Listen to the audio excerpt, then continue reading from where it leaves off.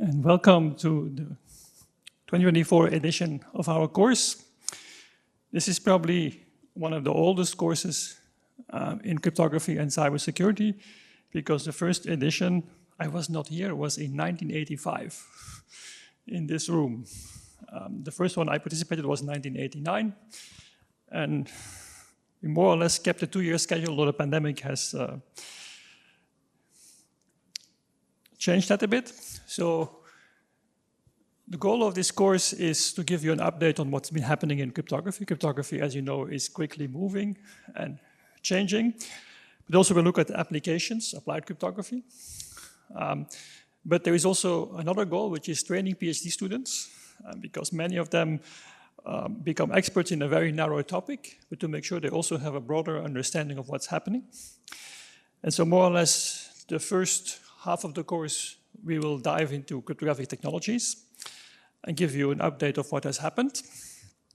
And in the second half, we look more at applications, and we also have several speakers from industry, from the financial sector, from telco sector, from the healthcare sector, that will discuss how they apply in cryptography and cybersecurity. And also on the last day, there is a special bonus hardware track together with the European project with Sabancı University in Turkey. We will look at the hardware for fully homomorphic encryption. So that will be in a separate room, but you can choose which one you want to go to. I'll refer to logistics to my end of my talk. I'll just dive in right away. So my name is Bart Preneel. I'm the head of the COSIC group, and I'm also organizing this course. And so what I want to do this morning is give you an update on cybersecurity, and there will be very little cryptography in the talk. So the first thing academics do is define things. I will not even attempt to define cybersecurity because it means something else for everybody else. But actually the term cybernetics is a term from the 1940s. It's a study of communication and control systems in living beings and machines.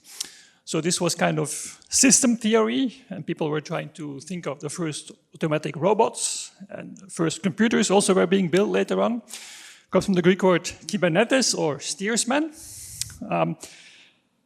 But at least in the 70s, people spoke about computer security and communication security. Although in '82, the term cyberspace was coined for the first internet. You may remember that at that moment, around that time, TCP/IP became a standard and actually was decided by that network, so we now talk TCP/IP and not all the other things. A very important development. The term cybersecurity dates more to the late 80s. Also the term cyber war came from then, so this is when the word cyber started getting introduced. But I must say in the 90s people spoke still mostly about computer security or IT security or data security. But then something happened. In 2009 Obama used the term in a speech, and then it became, after that you can see it became enormously popular. So it's just one person, it takes one person, of course a very famous person, to use a term, and then suddenly everyone started using this. So 6 years later, cybersecurity was widely used, and then people found it too long. I guess especially important managers found it too long, so they just call it cyber. So we're actually back to the 40s now, abbreviating cybernetica now to cyber. So of course, this course is mostly technical because you're here in an engineering department. By the way, this is the Department of Electrical Engineering. Because initially cryptography was done in hardware. You could not do it in software because computers were too slow. And so you needed expensive hardware boxes for this. Of course, that changed around the early 90s. Cryptography moved to software, and the internet came, and so we also have very close collaboration with DISTUNET, Department of Computer Science, and there will be several speakers coming here in the next days as well from DISTUNET. This technology, but as we will see, there is also a lot of legal aspects and governance. And so it's a pleasure to have, I believe on Thursday, Ilias Chantos from Broadcom, who will speak on the legal developments in cybersecurity. I say a few things today about the economic aspect, but that's a study by itself, but there is also, of course, psychological aspects. And I guess the thing there you can all remember is all the phishing trainings you get.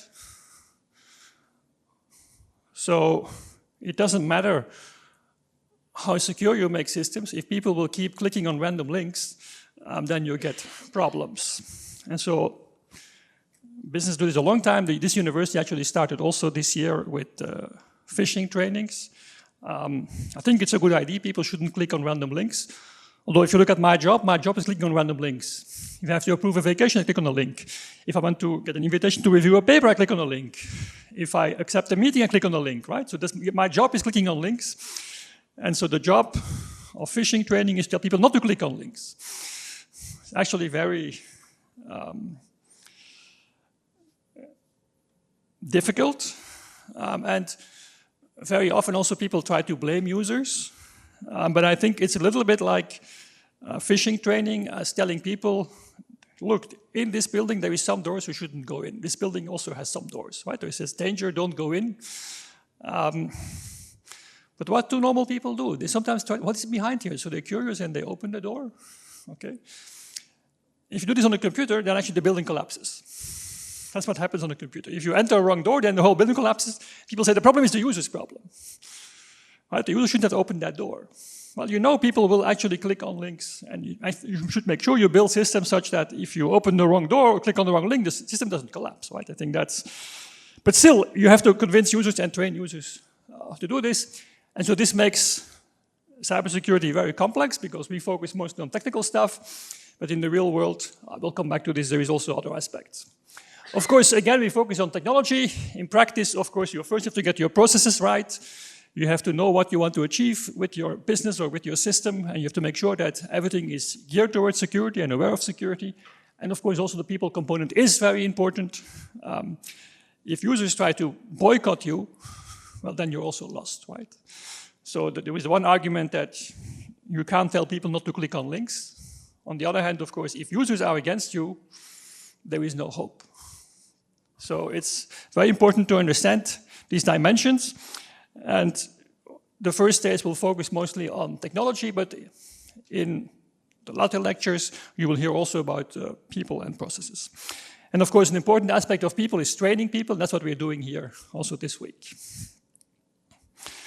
So I'll briefly go over some trends in IT, then I'll discuss cyber crime and cyber war, an introduction to cryptography, very, very briefly, because you get more of that later today, and then conclusions.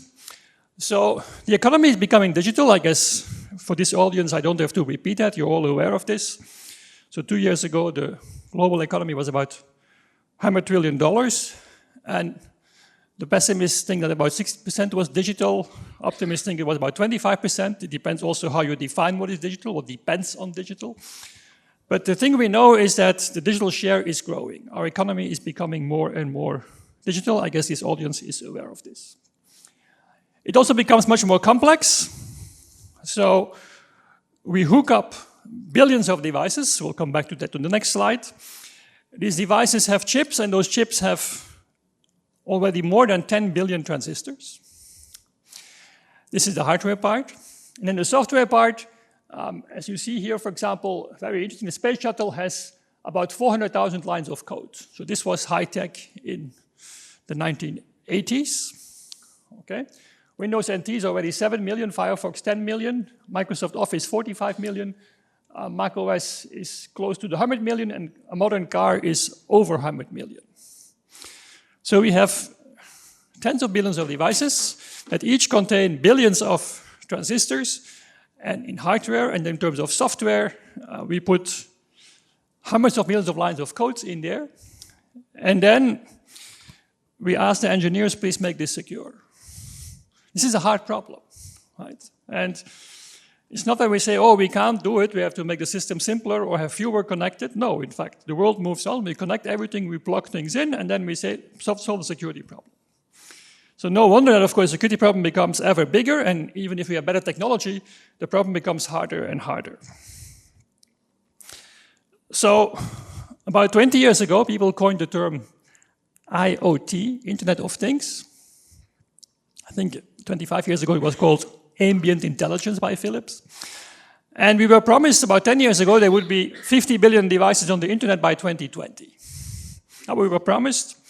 Some companies even said 200 billion devices on the internet by 2020. Now here are the real numbers. In 2020, there were about only 11 billion IoT devices. And this is comparable to the number of non-IoT devices. So if you take tablets, smartphones, laptops, that's also something like 10 billion. So there is now as many IoT devices, which means computers in cars, in buildings, in industry, as they are actually on our desktops or in our pockets. And so this growth is still going quite fast. So this year we expect to hit close to 20 billion.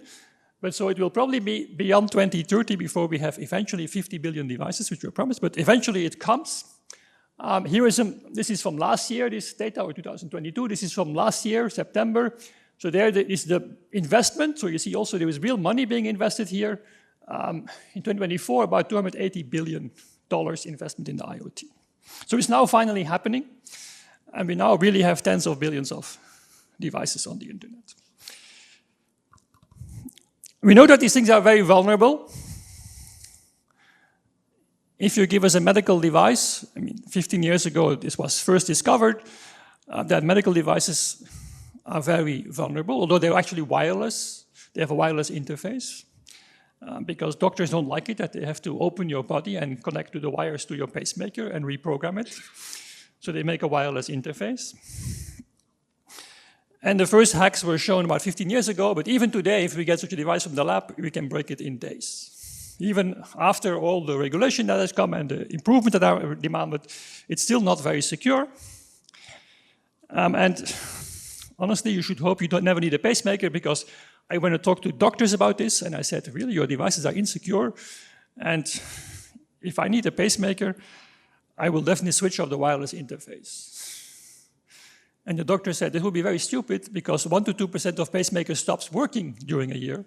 So if you don't have a wireless interface, you will not know it.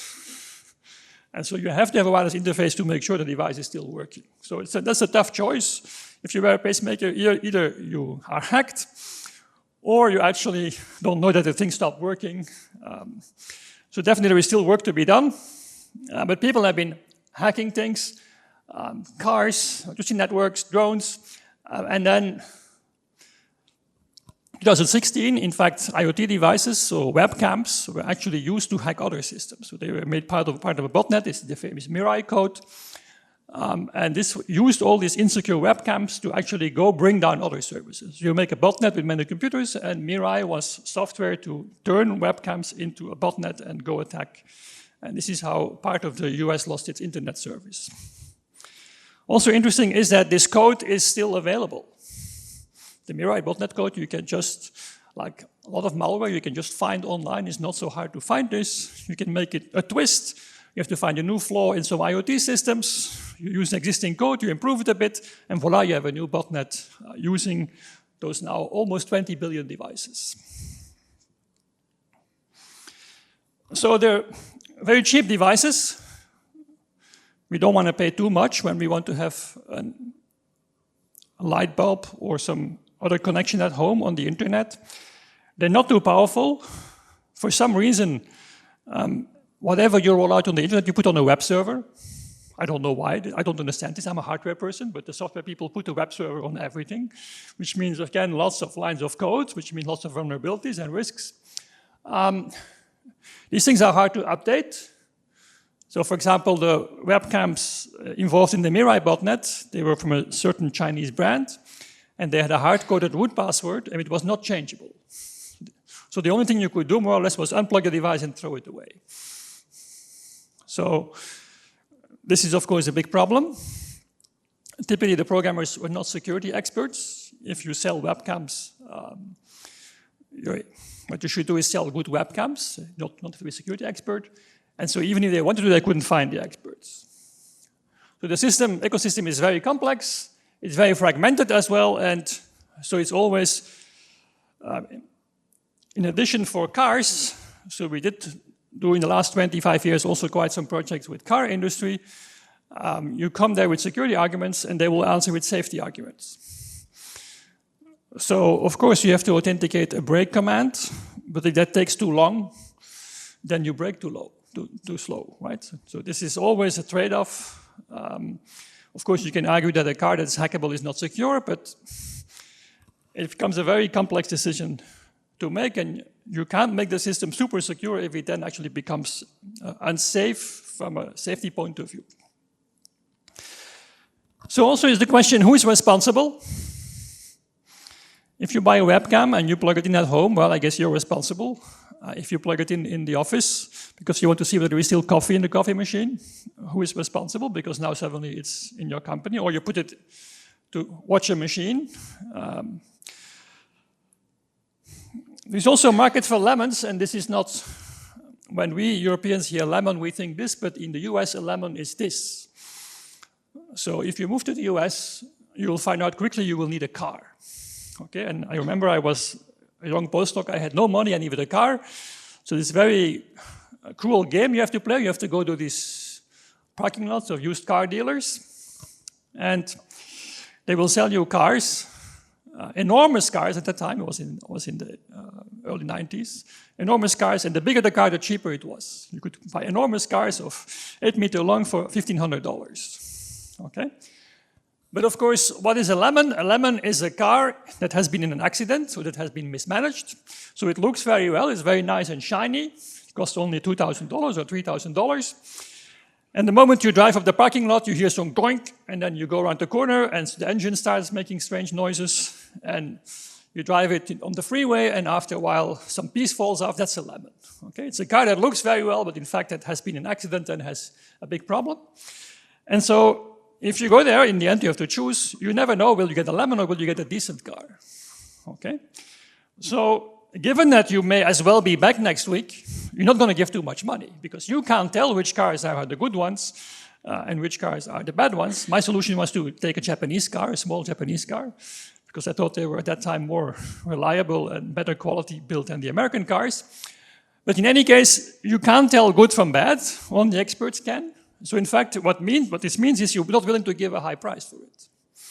Because you may have to come back next week and buy another one. And the same thing happens more or less with things like IoT devices. If you decide you need a webcam or a doorbell or whatever you need for your home, you will go to Fnac and you will look there or online, you will look at those things. Which one is more secure? It doesn't say. There is no label. And even if some of the vendors would have invested in security, you couldn't check it. Okay? So assume that there is a webcam there that costs 50% more or 40% more, and it actually says highly secure. 256-bit encryption.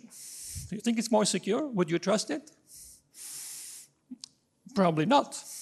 So, in fact, as a buyer, you're not willing to spend more for a more secure webcam, which means that as a vendor, you have no incentive to actually invest in secure webcams, right? Because why would I spend R&D money and slow down my deployment and pay security engineers if in the end I don't get a higher price for my product? So all the vendors actually don't do any security. They just sell the webcams and make sure they have pink ones and blue ones and green ones and high resolution and many standards to connect to, but security, this is the lowest priority.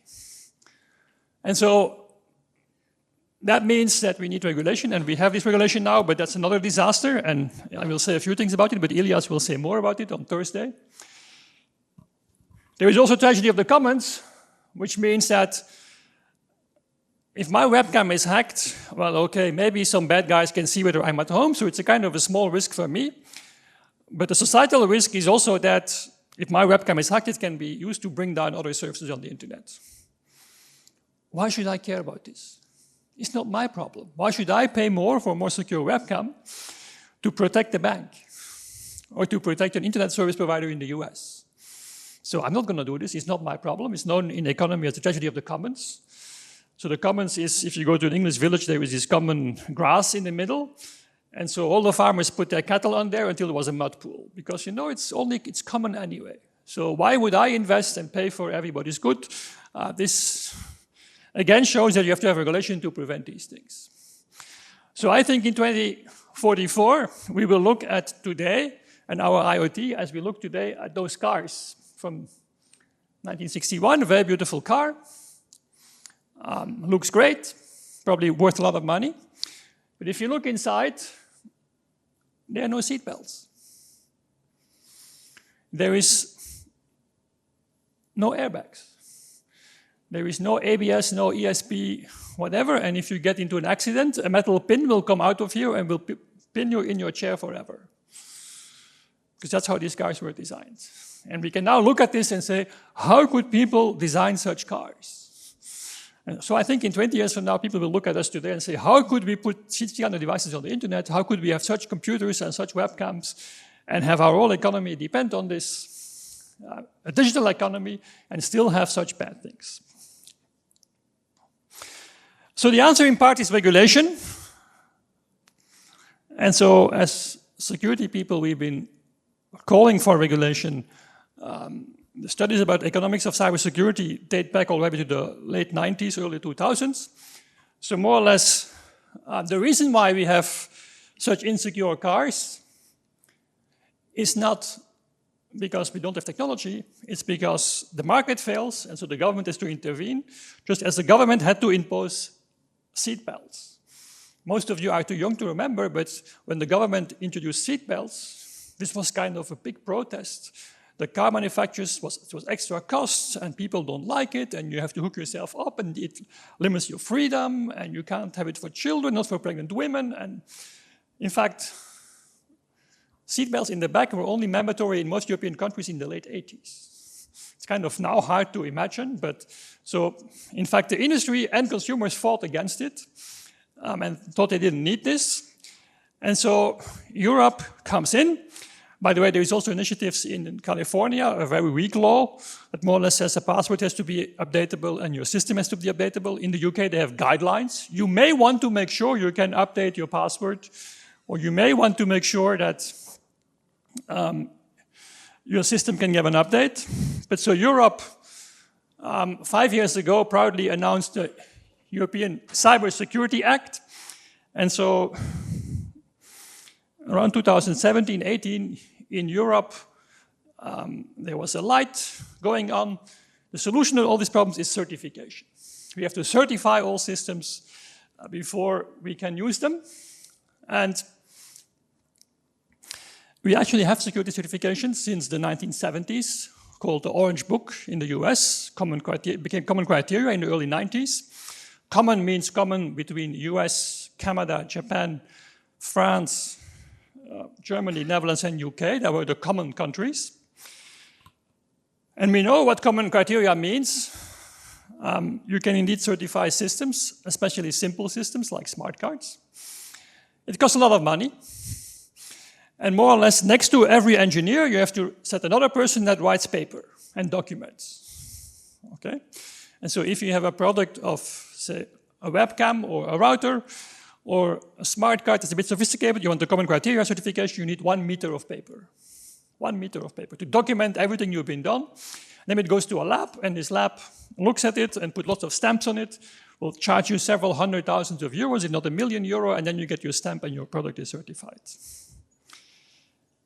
We know several certified products, for example, the Infineon smart card, that were certified, common criteria, and that actually had a bug in generating their RSA keys.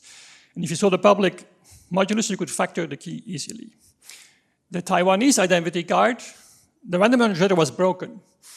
So in fact, the prime numbers for RSA had a pattern of 1000101010. And so if you know that, you could factor actually the public modulus of RSA, of those cards.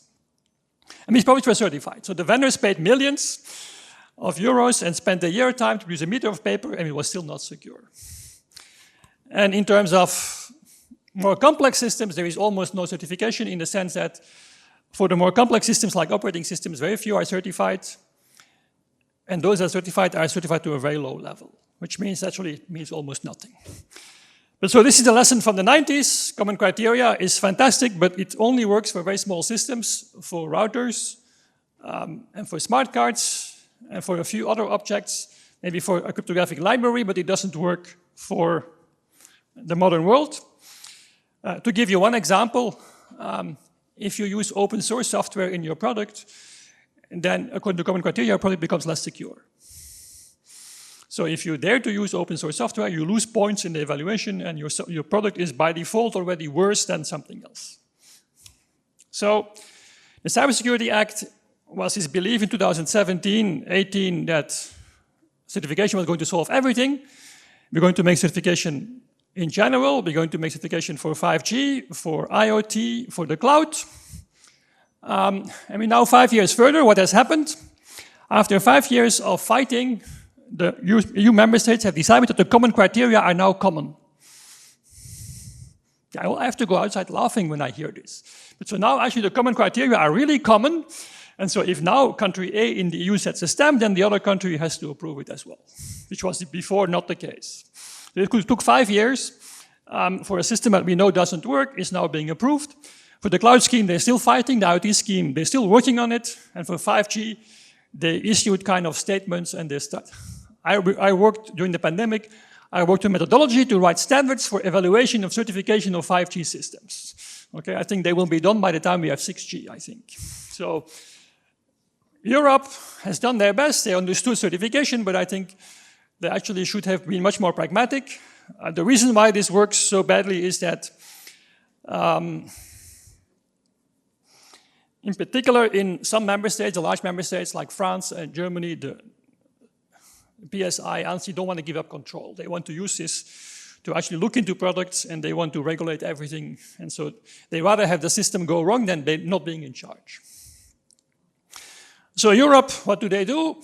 If this fails, then they start a new legislation. So they actually produce the Cyber Resilience Act, which actually imposes more rules.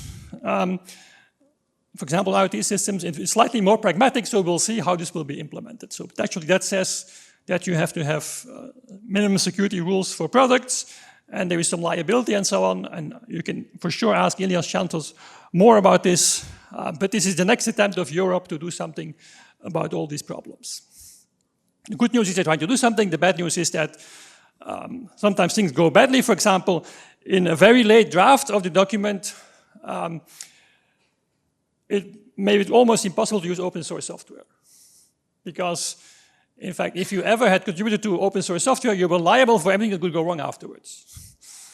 Right? This kind of clearly should be a different mechanism, whether you sell a library or whether you actually, in your free time, contribute your free resources to open source software. So that was something that was removed after heavy protests. In the last moment, they actually removed this fact that you would be punished for using open source software.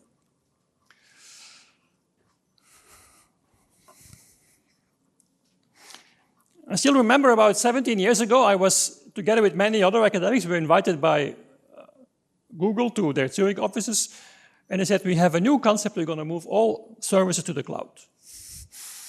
And we academics, we were kind of told what's going to happen, so you don't need your computer centers anymore, we're going to build them for you, and everything will be much more secure, much more efficient, much more faster, and also much more flexible in the sense that if it's Christmas time and you're a retailer, or Black Friday, you actually can get extra resources, and this is going to be great. And I remember that all the academics in the room look at each other and say, are they nuts? You're going to put all secrets of everybody, all data in a central place. This is going to go wrong. What if it breaks down? And of course, Google said it will never break down. Really? It has broken down already a few times, and Amazon and Google and Microsoft. And it will never be hacked. Anyway, so what you should remember is the cloud is someone else's computer, but strange enough, or whatever academics thought, we were wrong. The market has decided this is cheaper, this is better, nobody wants to deal with these annoying people who have to buy new computers all the time and cost a lot of money, and they don't want to work over Christmas and so on. So the whole industry has now moved there, or in the process of moving there. In case you didn't know, your bank already is in the cloud. Okay, so they already gave up a long time to run their own computers. IBM did it for them, but then afterwards they actually are moving now to the cloud. And if they haven't done it, they will do it soon. The Snowden documents, of course, told us something very interesting. So more or less in Europe we have GDPR, I guess you're all aware of this, which more or less says that you cannot use data except when you need to process it or when you have consent to process it. And you always should have the right to know about when your data is processed. You have the right to object, or at least appeal if you think it's not done properly.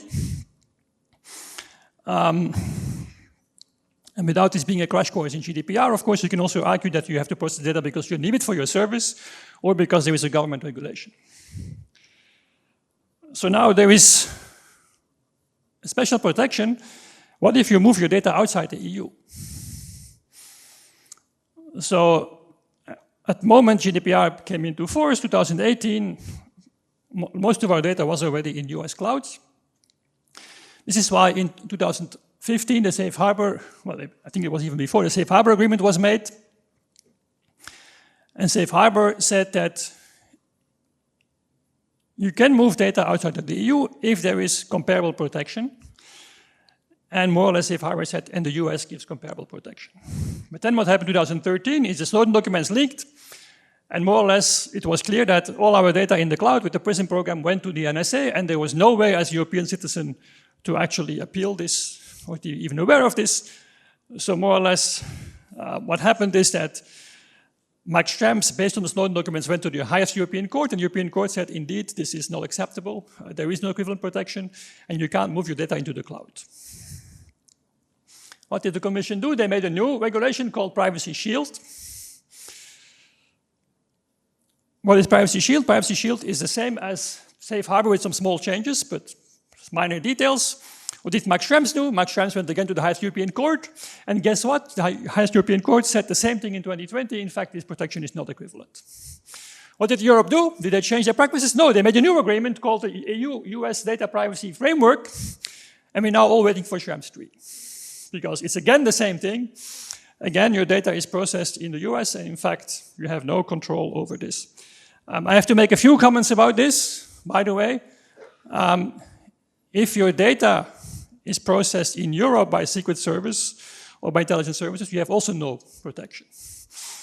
Okay, that's very interesting to be aware of, that in fact, we make a lot of noise about the NSA, and of course the NSA is probably better than many others to do this, but in fact, GDPR does not apply to police services, intelligence services, law enforcement, military intelligence, and so on.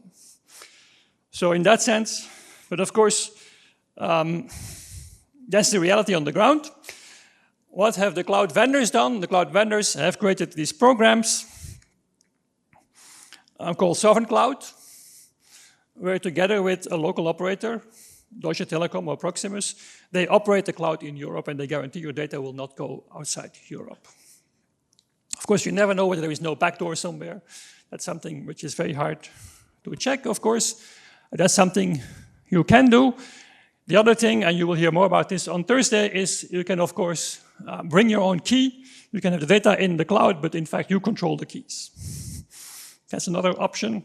But of course, that takes away, especially if your keys are local on-premise, then actually your system becomes completely useless, because then the cloud is a very expensive storage. But that's what some actors are trying to look at. But so that definitely changes the ecosystem again, and for Europe it's a very big problem. Europe has tried to create a program, Gaia X, to build their own cloud, but that was a big failure. So we actually have no European solutions at this moment. So in terms of data and systems, we're completely colonized.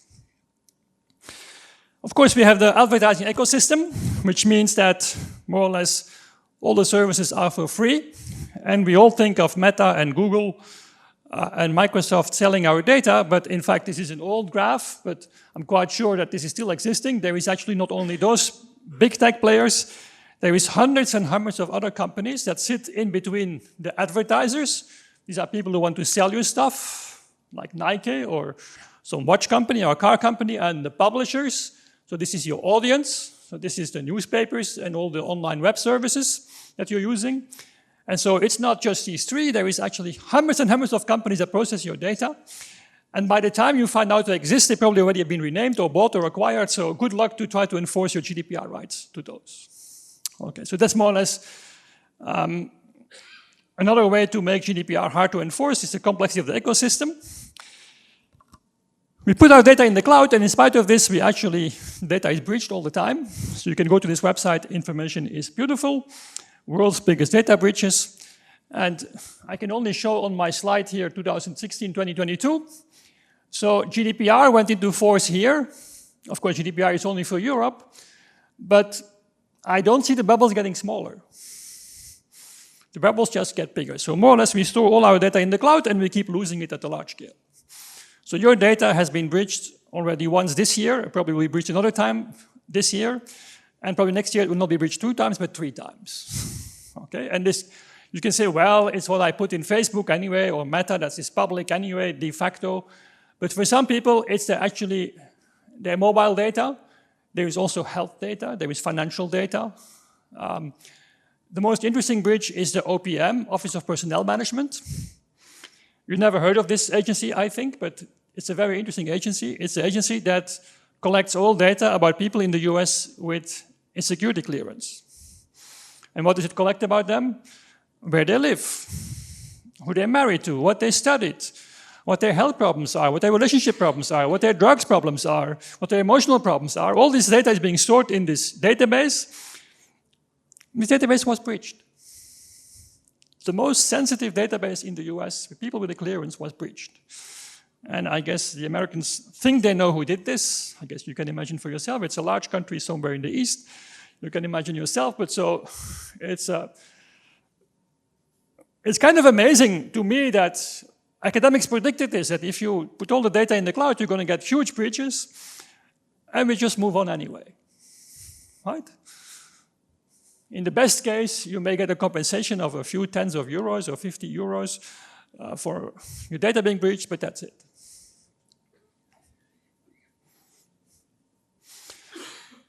So I think the OPM story also shows you that privacy actually is a security property, that actually, if you have no privacy, you have actually no security.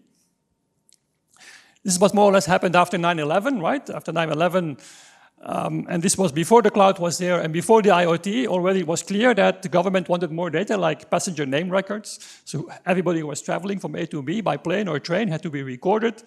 So after 9/11, it was decided that security was more important than privacy. But actually, if you don't have privacy, you have no security. Because everybody knows when you go on vacation, then your house is vulnerable. Well, think of the OPM breach. The OPM breach is, of course, a privacy breach. The security implications for the US are major, right? If another country knows everything about everybody in your country with a clearance, that's a major security risk as well. So, the other trend in security, which started about 20 years ago, is that if you take security training, people say you have to prevent. And of course, sometimes things go wrong, then you detect. Think of a building or a site of a company. You put large gates, and you put high walls around it. And of course, you have access control, which means you register your users, and you check badges, and you register car license plates, and you do everything that only authorized people can come in and out, that nobody can jump over the fence. But of course, someday people will jump over the fence, and so you have to detect it, so you have to put cameras. And then, of course, you have to be able to respond, so you have to have guys with dogs or guns to come in, because people eventually will get over the fence, and even if you know that they did this, if you can't respond, it's useless. And then, of course, you want to recover. This is more or less a small part of also reflected in the NIST framework of cybersecurity. But if you look at what happened in about 20 years ago, it actually shifted. And more or less the idea of building secure systems was seen as too complex. People gave up on it. So if you read literature of 70s, 80s, 90s, people really tried to build secure systems. But then about 20 years ago, people said, well, that's too expensive. My webcam can't be secure. I want to plug everything in. I have to go. I have to be faster. I want more data. I want great business, digital economy. So what we're going to do is detect fraud and then respond and recover. By the way, this is for a long time also the difference between the European and US financial system. So in Europe, we are used since the 90s that you have a chip card, right? For every payment, first for debit, and credit card payments with a chip are introduced in the late 90s in Europe. In the US, they still pay with checks. And they still, until very recently, they had the credit cards. They were only about 10 years ago that they introduced chips in the credit cards. And they used magstripe for a very long time. But in the US, you can still handwrite a check and take a picture with your phone and then send it on. And this is how payment is being done. And so what is the difference? In the US, they don't believe in technology to prevent, they believe in detection. So in fact, if you, in the US, you write a bounced check, so you write a check for somebody, and it's a very insecure system, but if you write a forged check, you go to jail for many years. or you write a bounce check, you get an enormous fine, and you can go to jail. So it's a completely different philosophy in security. Their philosophy is, let's watch everybody all the time. We don't need all these chip cards and key management and all this clever technology. We actually just have to watch everybody all the time, and then we can make things secure. And strange enough, of course, not surprising, given that we went to the cloud, we're now copying this, right? I mean, the credit card specifications, the EMV system, many of you may not know this, they were actually developed in Waterloo, and I was also involved in the early 90s, 93, 94, 95. We did all this work, thousands of pages. It took 5 years to roll it out. It took 15 years to convince the Americans to use it. More or less, they only started using it when the Americans abroad were always robbed, because all the Europeans and Asians, they had a chip card, and the Americans still used magstripe, so it was easiest to pick the money from the Americans. Then the Americans got chip cards on their credit cards. But now, of course, it's all contactless, right? So you do contactless, and if you do contactless, you can't do public key cryptography and all this stuff. So more or less, all these systems are now online to issuer, and you monitor it in real time. All your expenses are monitored in real time, and this is how you now get security in your payment system. So watch everybody all the time, then you don't have to build secure systems, because you know actually where everybody is and what everybody is doing. So if you go to a company these days, you will find the security operations center, which, you know, and the bigger screens and the more screens you have, the better. And then you have people watching this. Okay, but of course it becomes too expensive, because you have to put these people there also in the weekend and also on Christmas Day. So what do? You outsource first to Eastern Europe, and that's too expensive, then you outsource to somewhere in Asia. Okay, that's the next step. Okay, and so more or less, the idea is, well, building secure systems is too hard, and anyway, we have to have some response, we have to detect things, and prevention is hopeless. Let's just watch everybody all the time, and all our systems all the time. How can you secure your system if you don't know what's happening in every system and which system you have? But of course, if you have, as a company, you also add the IoT and you have your customers, you suddenly have 100,000, if not millions of devices to watch, so it becomes too hard to do that. So what will you do? You will actually use technology now to do this.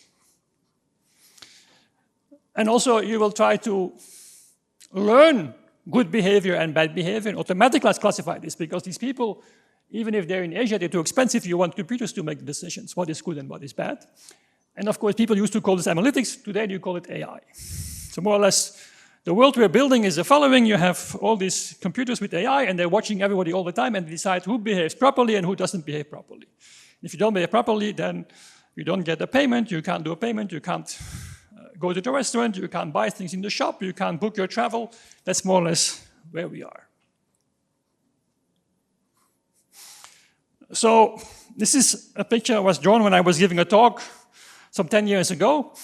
So more or less, also our data is pollution in some sense. So we always have this story as well that, well, I'm taking part in the system, that's my decision. But in fact, your data is also abused to discriminate others. And definitely some governments go after minorities. And how can you find out who are minorities? By finding out about the normal people. And so this is a problem that actually by participating in this ecosystem, you actually make the vulnerable people in society more vulnerable, because it's a bit like pollution. It's having a car that actually is 30 years old and that has no cat and that actually goes on diesel. It's the same thing. You can say, well, it's my car, I'm driving it, you know, it's my decision. Well, no, in fact, you pollute the environment, and by sharing too much data and by using all these services, you actually also harm others potentially. So, of course, you can't imagine, the AI is not only bad, it helps cybersecurity. You can't imagine cybersecurity without AI, detecting malware or intrusions or vulnerabilities. AI is now being used to detect fraud. This is the big thing. To give you an idea, we already were using machine learning in a European project in '95 about 3G security, because at that time, again, this is for the young generation, hard to imagine, but in the 90s, making a phone call to France on your mobile phone cost €2 per minute.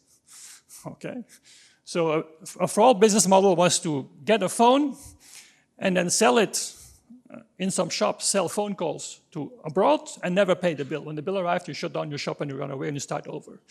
And so in fact, already in the mid-90s, we were using machine learning to detect this kind of subscription fraud. So it's not a new thing, but of course now it's getting more important. Detecting phishing, detecting data losses, and also in side channel analysis, we're using AI to try to get the key. You'll hear more about this later. So of course the question is, how reliable is this, and what if the adversary will also use AI? Because of course the bad guys will also use AI, have more sophisticated phishing attacks. They can use all data they have about you to send you a specific email, and it will no longer be in bad Dutch or English or French, will be perfect. You can actually automate cyber attacks. I saw an interesting demo from Microsoft in April. They're showing how Copilot can detect an attack automatically and immediately send emails to all people involved and shut down their account and tell them to change their passwords. And I asked them, well, if your tool can do this and create automatic defense, can it also make automatic attacks? And he said, I don't answer this question. No comment. Of course you can do this. Okay, so they said, well, Microsoft adheres to the principle of AI, and the principle is you should not do bad things. But I think if the government asks you to do this, it's a different story. So cyber attacks will be automated. We have deepfakes, we have problems of hallucinations. I guess you all read about these things. Data feedback loop problems. There will be a lecture on AI and cybersecurity. I'm not going to preempt this, but definitely it is changing the picture, and you'll hear more about this. So I think the interesting dystopia I'm thinking of is, so attackers are using AI to defeat your system, so you buy AI to defend yourself. This AI will start learning, the attacker gets better, so you also get better. And in the end, we're going to have the war of the AIs. So more or less, instead of building secure systems, we have AI, the bad guys have AI, and we sit there as experts and we watch what's happening. And I hope the good guys win. But it all goes so fast that we don't even understand anymore what's happening, right? I think this is a real dystopia, because if the good guys don't win, then we're in trouble. Our systems are being hacked, and we don't even understand how. Okay, so this is very dystopic, but we just hope it doesn't happen. Of course, surveillance becomes much easier. Biometrics becomes very effective. I guess you all now know that Clearview has 50 billion photos collected, and that many law enforcement agencies now use Clearview as a service. In Europe, it was not legal until recently. So more or less with Clearview, you take a picture of somebody in an airport or on the street, and Clearview will tell you who it is. And they have illegally scraped 50 billion photos on social media and in other kind of places, and they offer this service. In Belgium, for example, in the parliament, the minister had to admit that the police had used it multiple times as a test, although it was clearly illegal. And so in the AI Act, the privacy activists and the NGOs were fighting to not allow real-time biometric surveillance. And the answer is, it's not allowed. It's only allowed afterwards. So if the police doesn't do it in real time, it's okay, but if they do it at night, then they actually can find out who was in the airport or the station. But not in real time. They have to wait a few hours. And also, there is an exception. The police can do it if there is a clear indication of some danger or some risks. For example, Olympics in Paris, there will be a real-time biometric identification of everybody all the time who's in the neighborhood of Paris. So the AI Act is not always a victory. What is forbidden is emotion recognition. But again, there is exceptions for law enforcement. But so your boss cannot check whether you were in a good mood this morning, or I can't put up a camera here to see who slept well, and who is fresh for the course and who actually didn't, or is in a good mood, who likes my jokes, who doesn't. This is not allowed, okay? At least not for me. For law enforcement, it's unclear. And of course, intelligence services fall outside of this, because national security is not bound by the AI Act. Of course, we do know since Snowden that mass surveillance is happening. I really like those slides because the NSA made slides, and the NSA says, who knew in 1984 that this would be Big Brother and the zombies would be paying customers? So more or less the NSA calls iPhone users, any iPhone users here? The NSA calls you zombies who pay for their own surveillance on their own slides. Okay, so NSA is very happy with that. By the way, it's also the same for Android users, doesn't make a difference. Right? So that's more or less what the NSA believes of you. Thank you for shelling out €1,000 to have mass surveillance, to be part of the mass surveillance ecosystem.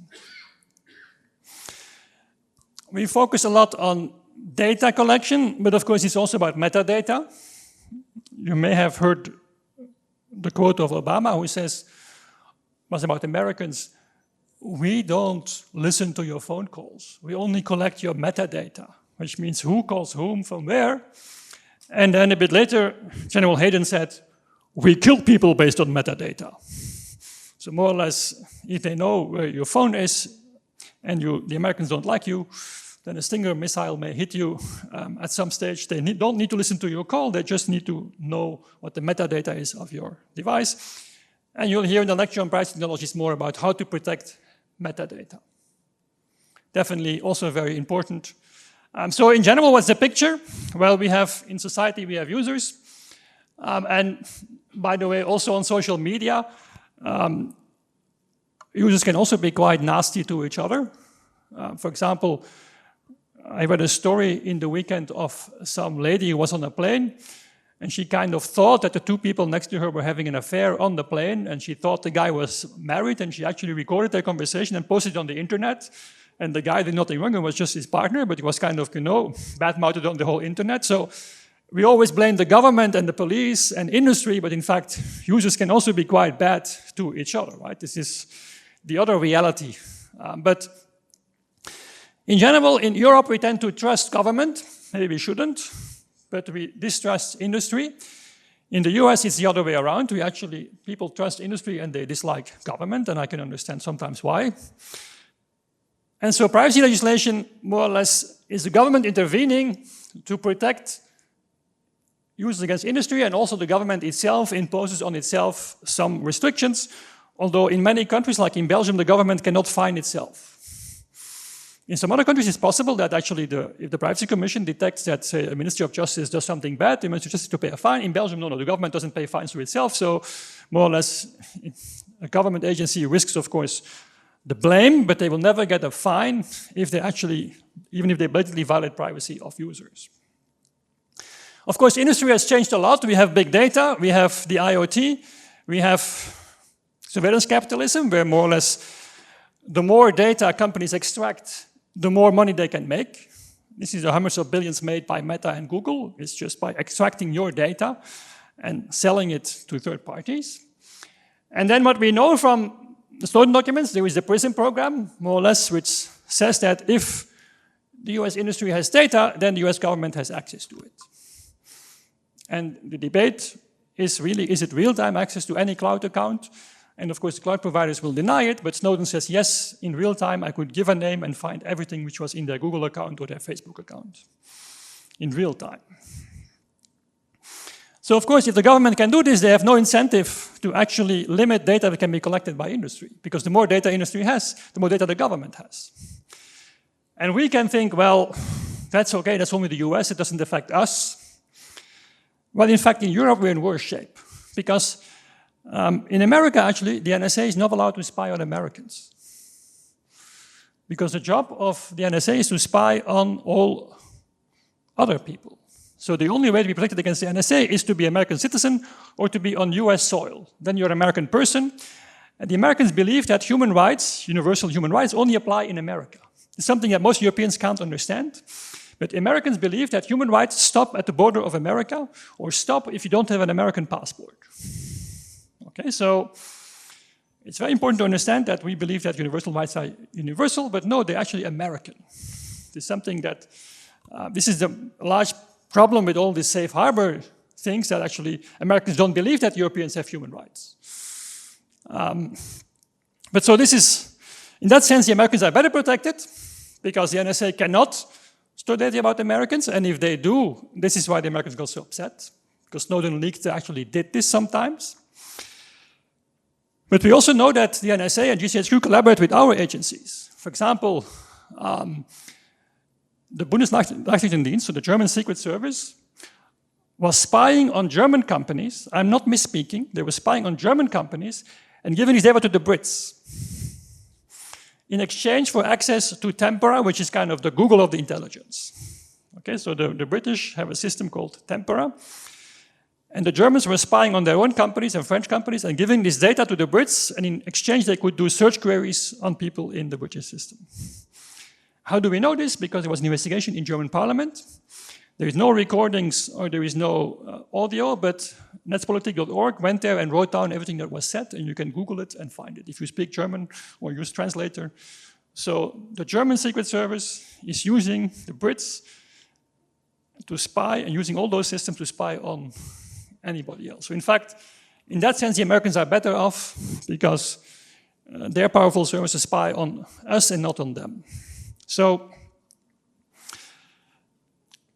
where are we with cybercrime? So of course, initially in the 80s and 90s, you had these hackers. Now they actually look better and they actually charge much more money if you want to have them as service in our commercial services called. Of course, we got organized crime involved. As we got digital economy, if money is involved, organized crime moves in. Then we got insider attacks, like Snowden or Chelsea Manning.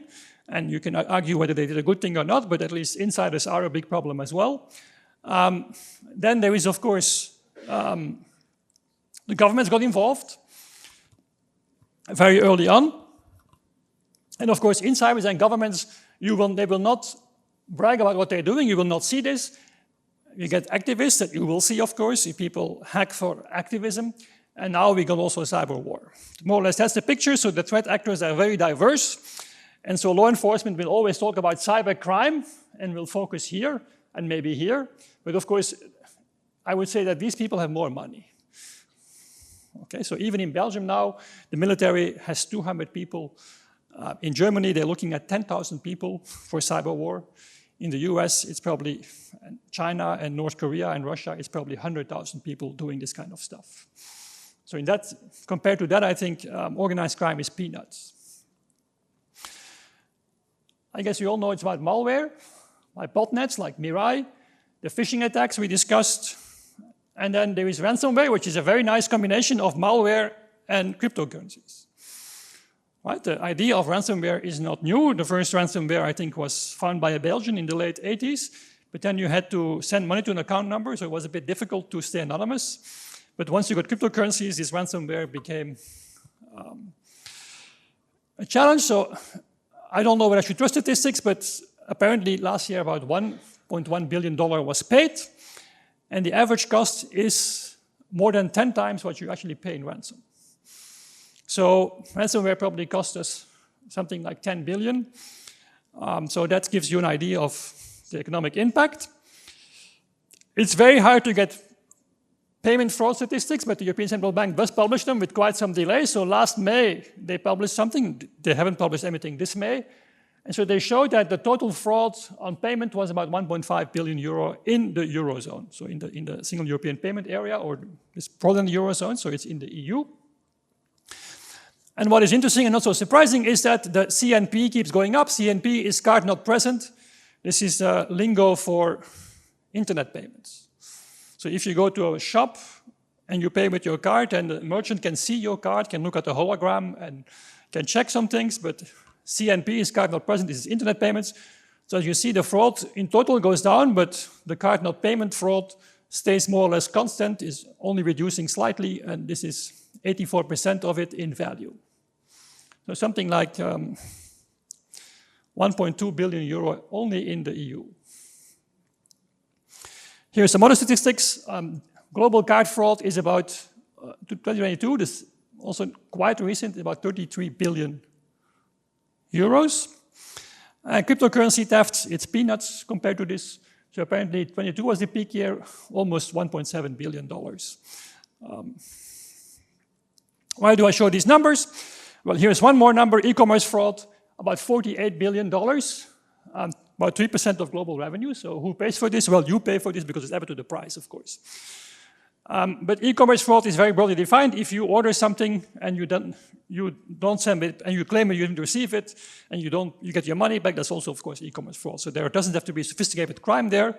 But to give you an idea, the industry also spent about 60 billion to detect and prevent this. Okay, and so of course, again, same thing as with ransomware, slightly different factor. If you have $100 in fraudulent orders, you get about $200 in cost because you have to deal with it. But keep these numbers in mind because people always say cybercrime is growing and is big. In 2015, Microsoft said that cybercrime is $3 trillion, so $3,000 billion. Okay. 2017, RSA, the company, said it is 1.5 trillion. McAfee said 600 billion. CSIS is a study institute itself, 500 billion.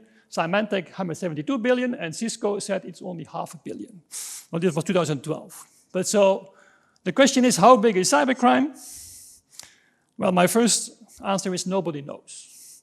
But please don't believe these numbers. Okay, so the most recent study, and everybody repeats this, the European Commission repeats this, the World Economic Forum repeats this, is cybercrime to cost the world 10.5 trillion annually by 2025. The digital economy is about 25 trillion. How can cybercrime be 10 trillion? I mean, who believes these numbers? It means that more than 1/3 of the digital economy is fraudulent. How can this be? Okay? So, you can look at the other side. I think a very nice thing is that in e-commerce, you saw that the fraud loss was 48 billion, the expenses to stop fraud was about 50 billion. So I think a good indication of what the real fraud is probably how much people spend, because people are rational. And so the spending on cybersecurity was about 200 billion, and I think this makes sense if you look at ransomware, 10 to 20 billion, cryptocurrencies, 2 billion. So this is, if you add it all up, you're probably, the total cost of cybercrime is probably more like 200 billion, what people spend on it. Because the global IT spending was only 5 billion. How can the fraud be 10 trillion? It's kind of, so global IT spending was 10, so this is 5 trillion, this is a typo. I have to correct that. The answer to this is actually in this study here. A very nice study was done by Microsoft in 2011. I recommend reading this paper. It's called Sex, Lies, and Cybercrime Surveys. And more or less, they rely on a study in psychology. And if you ask people how many sex partners they had, then men will always report many more than women. Now, there is something there that doesn't fit, and the psychologists found out, and they studied this. And it turned out that what happens is that some men exaggerate enormously. And this twists the statistics. And so they have clear indication in their paper that the same thing happens in cybercrime. So there is a few big incidents, or people who have some incentives in the industry to exaggerate, and they actually produce crazy numbers, and then the statisticians average it out, and they end up with a crazy result. And so this is, I think, how they end up with 10 trillion. But the amazing thing is how many people repeat this. Well, it clearly makes no sense, right? Okay. So, hacking becomes more sophisticated. And so, if you're a government or police force and you don't have the skills to hack somebody, or your government intelligence services and you can't afford the 10,000 people that the big countries have, you're a small country, then you can go to commercial companies. An interesting case is Hacking Team. Anybody heard of Hacking Team? Only so few people. Hacking Team is very famous because they were hacked. And so, in fact, all their software and all their customer lists are on the internet. And so their slogan is, we believe that fighting crime should be easy. There is only one kind of state where fighting crime is easy. It's called the police state. So Hacking Team was hacked, and all their customer lists, their products were all online. 47 gigabyte. It's still available if you search a bit.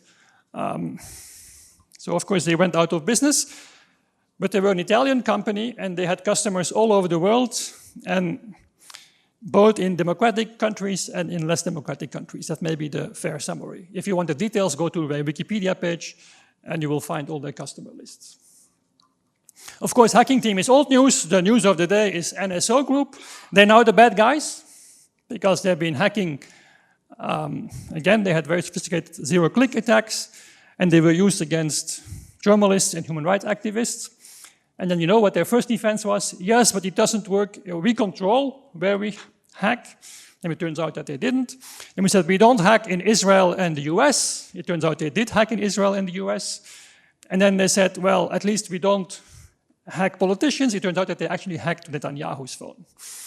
And that actually sealed their fate. So NSO Group is now bad. So they made one big mistake, they got caught. Okay, there is actually, NSO Group is now everywhere banned, and they're blocked and whatever. But the bad news is there is hundreds of companies that do the same thing. They just are smart enough not to get caught. And so our governments are giving billions of dollars to these companies to hack more or less everybody. That's the reality. If you think Europe is immune, you can read this study here, you'll get the slides.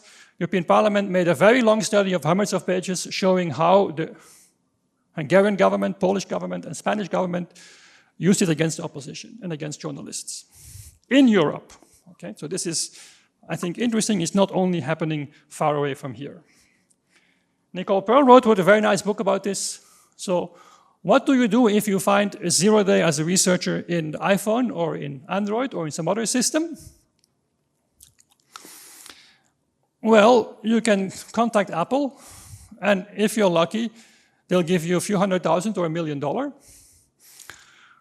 you can go on the black market, and there, organized crime or governments will give you millions of dollars. So more or less, the governments are actually buying these weaknesses and using them at a broad scale, and they're not telling Apple about them, or not telling Microsoft or Google about them.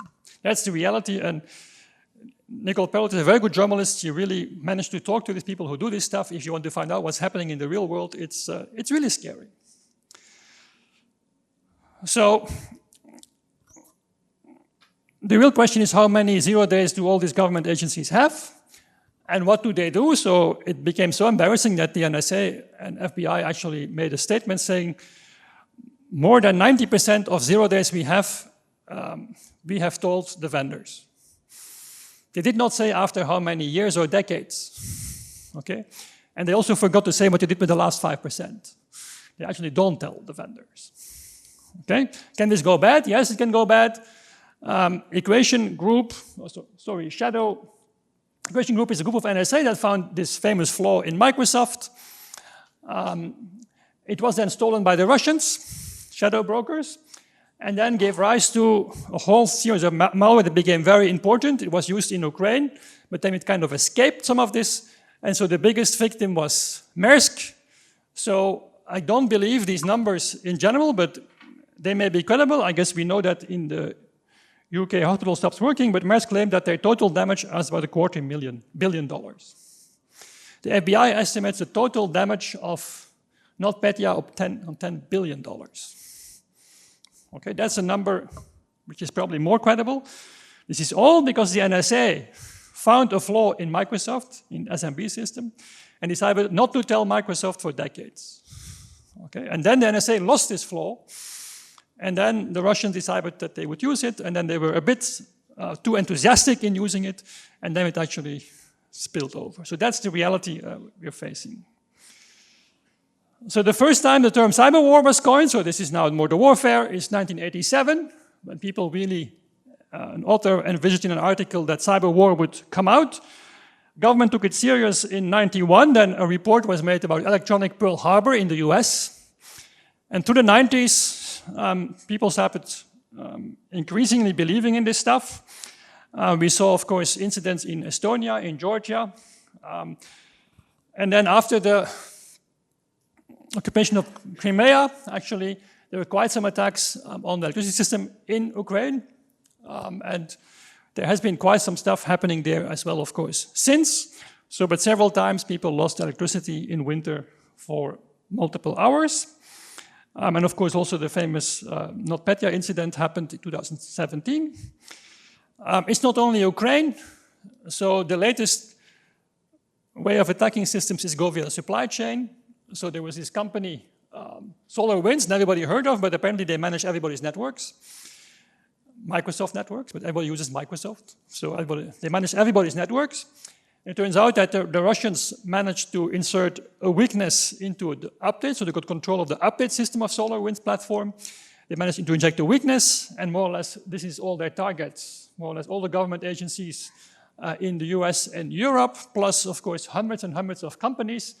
And the amazing thing is that it took almost a year for this to be detected. So this is not warfare, this is cyber espionage. It gives you an idea of the scale of events. And then at the beginning of a special operation, there were some incidents, but overall there seems to be, of course, it's much worse to get a rocket on your building than to get your network hacked, right? No matter what. So I guess that's the main lesson today, although there was some collateral damage. For example, the Viasat network was hacked by the Russians, and that means that some wind turbines in Germany actually lost connection. So there was some problems, but I think the main lesson is that, well, that a lot of volunteers get involved, so this is the amateurs, but that the impact has been limited so far. But of course, it's a bit like nuclear weapons. I don't think that they've been using the nuclear weapons.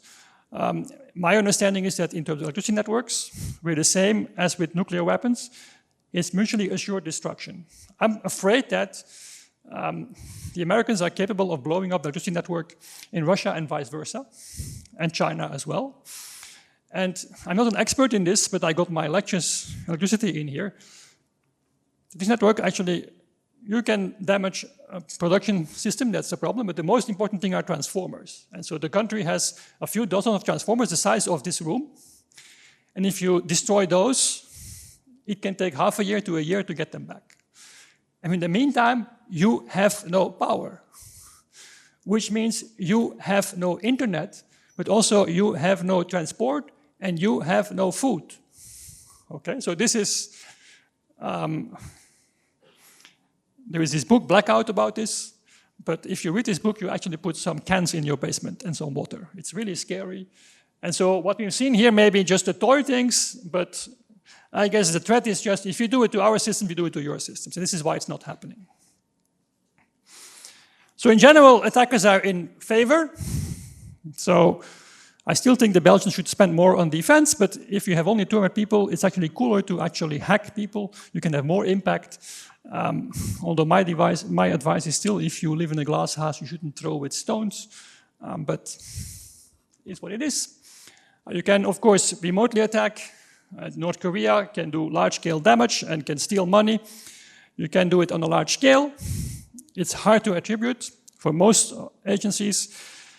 It's difficult to see where intelligence ends and sabotage starts.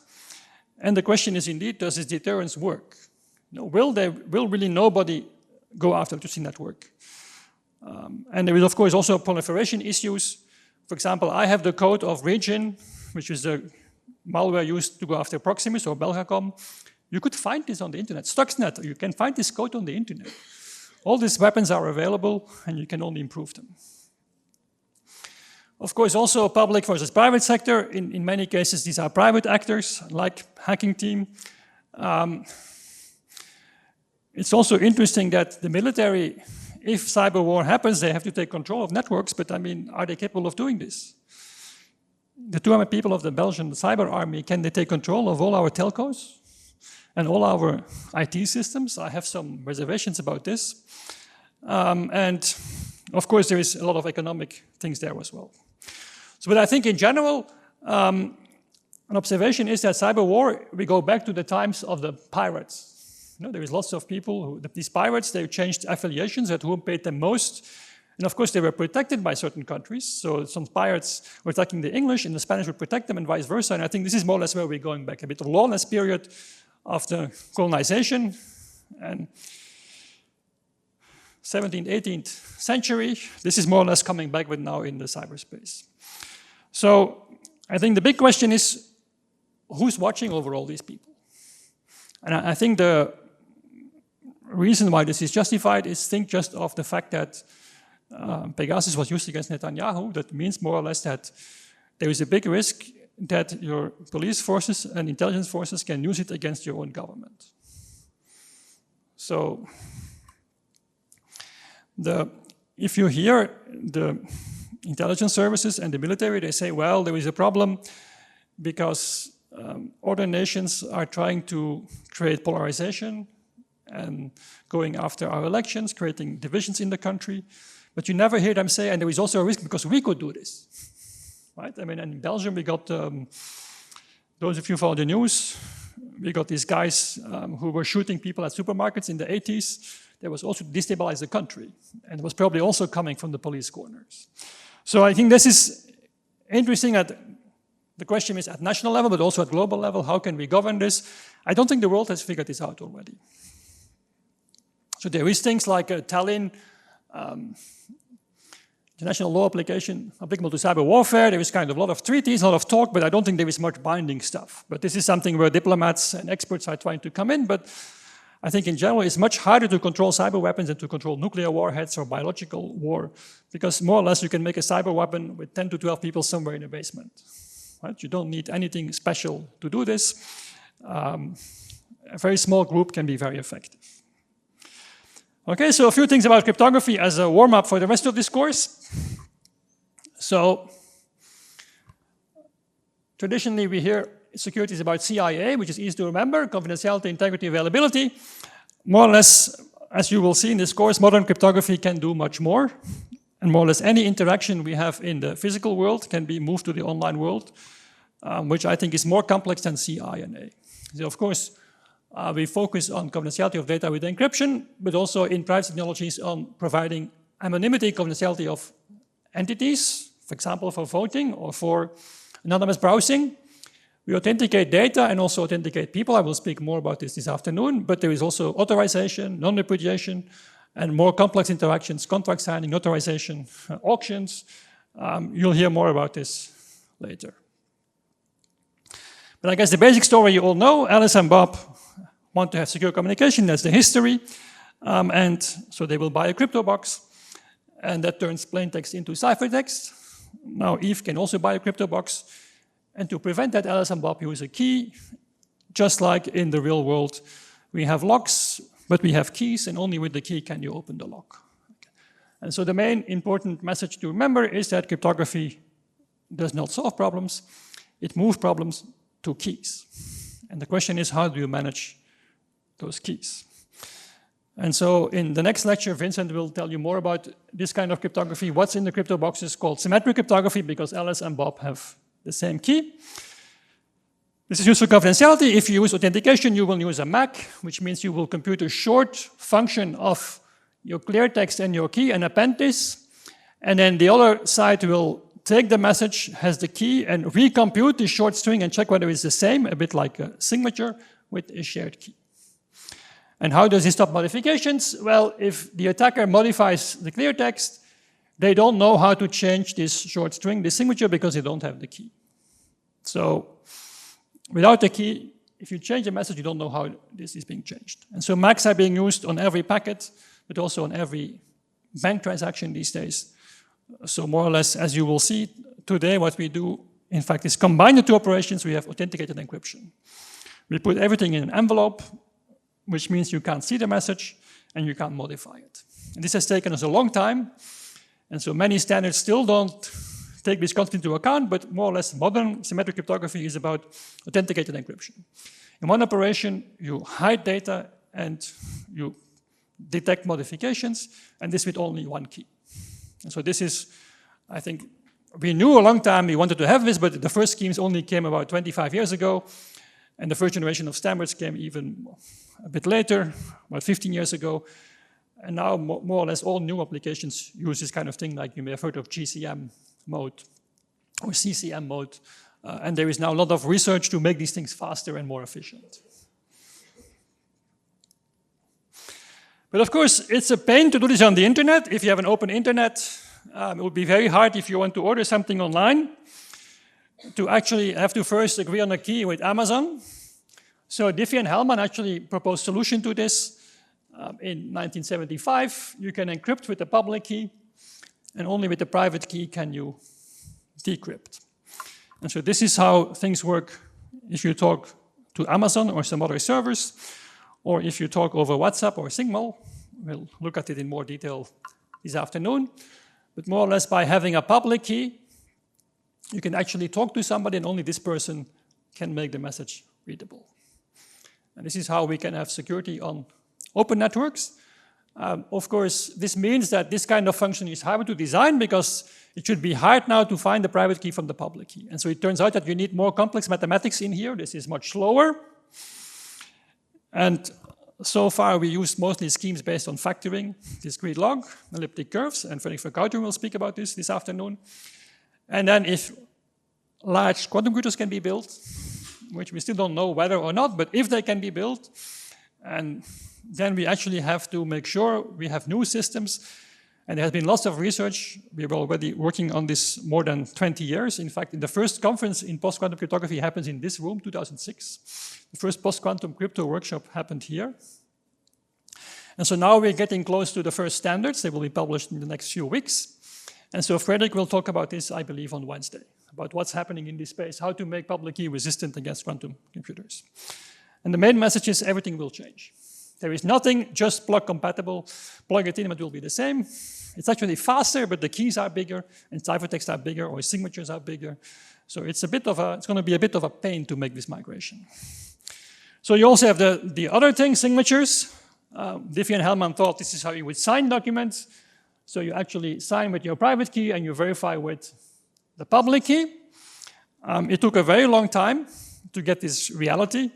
I mean, the Belgian identity card was designed in 1999 and rolled out 2004. So that's almost 20 years after the scheme was, or 30 years after the scheme was conceived. And then we took almost a pandemic before I actually started regularly signing stuff digitally. And there is still many systems where you just enter a password or you click on something or you make a scratch on the screen. But in fact, if you have an identity card in Belgium, you can sign digitally. And also countries like Estonia and Germany have this function. But of course, the biggest use of signatures today is authenticating servers on the internet, so you know who you're talking to, and code updates. That was something that Diffie and Hellman did not foresee, but more or less the whole code update infrastructure is protected with signatures, plus the whole authentication infrastructure on the internet. So I guess I'll skip Diffie Hellman, I'll do it in the afternoon because we're running a bit out of time. So, but more or less, historically, and cryptography has a history going back to Babylonians and Egyptians, for the first 3,000 years, we were mostly focusing on securing communications, in the beginning letters, and then large-scale things was 2G, 3G, Bluetooth, IPsec, TLS is early 90s. So today, actually, communication security is in principle possible. You can have secure communications. Also, storage of data. So, of course, if you look at some clay tablets or some letters written in Roman times, they were encrypted as well. But today, of course, this is hard disk encryption, file encryption, database encryption. So securing stored data can also be done. Where the holy grail of cryptography is now moving is protecting data while you're processing it. And so the workshop on Thursday, or the alternative track, will discuss hardware support for this. So this was kind of science fiction. So we knew more or less, we had some ideas how maybe this could be done in the 70s and 80s, but the first practical schemes are only 15 years old, and the first startups are now a few years old, and this is really going to happen. Of course, at this moment, it's still 3 to 4 to 5 orders of magnitude slower than normal processing, but this is where the future is. You can analyze data without ever seeing it. And Cyprien will give a lecture about this tomorrow or the day after, and then you will also hear more about hardware for this. So more or less, the answer of industry is trust execution environments. They more or less say, well, you have this PC, you can't trust, or this server, but we're going to build inside the server with SGX or TGX or SEV. We're going to build a secure computer inside your computer. Trust us. Okay. And this is called confidential computing by the cloud providers. Of course, how do you know really that it's not a fake computer? You have to trust the hardware vendor, that they don't issue a fake certificate for an insecure processor anyway. But of course, the nice thing is it's available today, and it's a lot faster than all the cryptography. So if you want to trust Intel and AMD and the NSA, then you can use trustworthy computer, confidential computing. If you want to trust cryptographers, you can use cryptographic techniques, and so you'll get lectures on computing unencrypted data.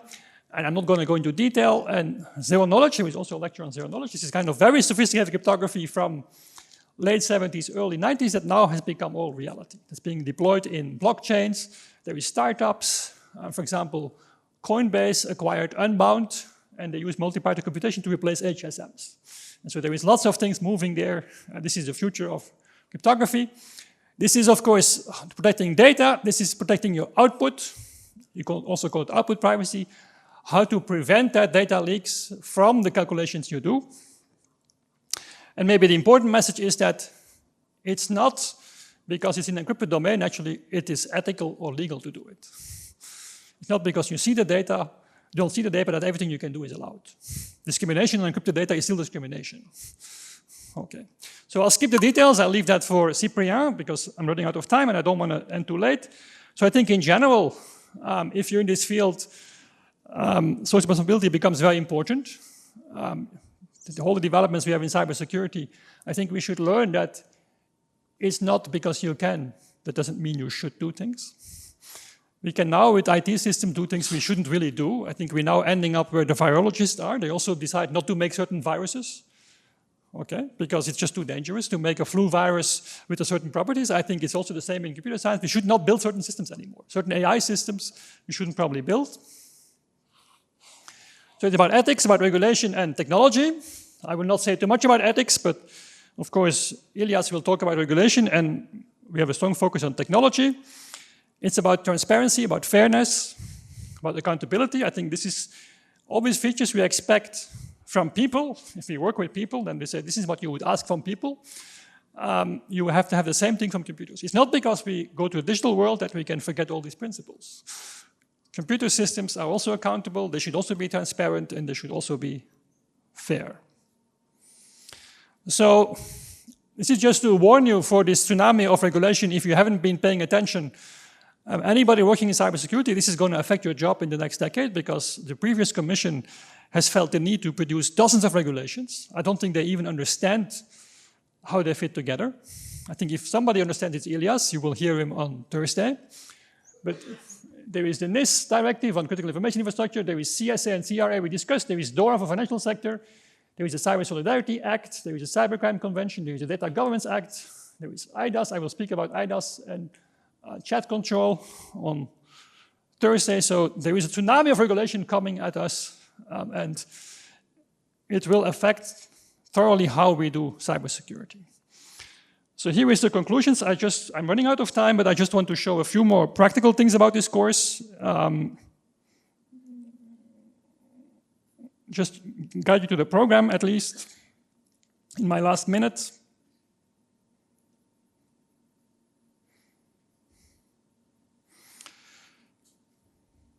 So I guess if you haven't have access to the Wi-Fi, you can get a sheet of paper at the entrance, or you can scan this code. But there's also a paper available with Pela, where you can get on the Wi-Fi. And if you can't, if you're not scared enough and you still scan random QR codes, which I would never do, then you can also enter the password yourself. Okay, so I will skip the details about our group, but you will meet here. There is some people from industry here, there is some guests here, but also many of the local PhD students. So we have a group here of about 8 professors and 100 people doing research on all these kind of aspects, so please talk to them. They're very happy, I think, to tell you about their great research they're doing. So this was the introduction. You get Vincent after the coffee break on symmetric cryptography, and then Frederick in public key, and then I'll come back to discuss cryptographic protocols. So this is all quite basic stuff, but you will get the latest developments in there, which you will not find in textbooks. Then tomorrow you get from DistriNet, Matti van Hoef is the world authority in Wi-Fi security. He has broken several of the Wi-Fi standards and helped industry to fix them. Very interesting lecture. I will speak about PKI. Frank Pieces will speak about software security, again, DistriNet expertise. And Tom van Kutsum about blockchain. Then you get zero knowledge, and Debo will speak about privacy technologies. Then the third day, you get post-quantum cryptography, as I promised. And then the lecture on computing unencrypted data by Cyprien. And then cybersecurity and AI, again by our friends of DistriNet. Then Lambert will give you a beginner's guide to hacking. Lambert is here. He is the one who has been hacking Tesla systems and SpaceLink systems, and he will tell you how to do this. Then we get our first guest from industry, Bojan Spašnik from Swift. By the way, this will not be recorded, this lecture. The rest of the lectures, if the lecturer permits, will be recorded, but Bojan doesn't have the permission to give his slides or to have recording, but it will be a very interesting lecture, I can promise you. They're always quite ahead of their time in Swift, They're doing very cool stuff. And then Peter Spiegeler from Proximus will talk about the telco industry. And then on the fourth day, you have to choose. You can get IBM and Google speaking about multi-cloud security, crypto agility in the enterprise. I will speak about policy. Debo will speak about advanced privacy technologies. Ilias will speak about regulation. And you get then an overview of the Belgian e-health architecture by Frank Robben. And this is a very suitable person because he designs it and he runs it. So this is the best person I can find to tell you about this. If you prefer hardware, there is the hardware track, and this is a different auditorium. For the rest, we will be here. By the way, also, we will be moving one level down here in the basement for one day. It's cooler there. But this auditorium was booked. And so the hardware security is in the next building, the agriculture building, but we'll give you directions on the third. And you see the program here. There will be, as you see, homomorphic encryption, microarchitectural attacks, so these attacks on processors, side channel attacks, and fast implementations. Okay, so if you have questions, you can ask them, but in fact, we are 3 minutes late. I apologize for that. I hope you found it entertaining. I will be around in the break. The break is in what we call the cafeteria. It's the other side of the building on the first floor. And I would say follow the locals. They know where it is. Enjoy your coffee break, enjoy the course, and see you back at 11. Thank you.